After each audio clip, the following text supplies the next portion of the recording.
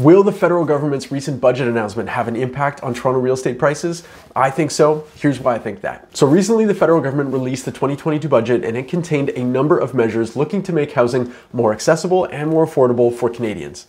There were a bunch of housing initiatives in the 2022 budget, but two of note are a 2-year ban on foreign buyers and looking more closely at taxing people who profit from flipping property. It's not so much the measures themselves that will cause direct change, at least not in the immediate future, but more so the perception that I think buyers and sellers will have that these new rules will create an impact. I think buyer behavior will be affected as they'll be acting a little more cautiously with a little more uncertainty, as they'll be wondering themselves, what does this change? Am I paying too much? What if prices go down in a few months? And sellers may have a similar think track, but just on the other side of the fence. There are likely sellers, maybe who are normally a little bit prone to being a bit of a worrier, who may accept a lower offer, assuming they only get one, as they fear that things might get worse if they don't accept what's in front of them. And so a combination of these types of behaviors from both buyers and sellers may very well lead to a dip in pricing, which technically we already saw when comparing average price from February to March, well before these measures were even announced.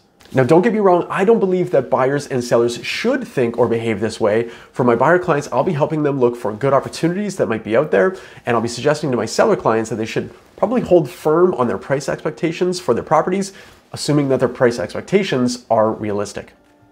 I'm Jamie Harnish, Toronto Real Estate Navigator with Bosley Real Estate. I want to thank you so much for your time. I appreciate you watching, and I hope to see you again. Take care.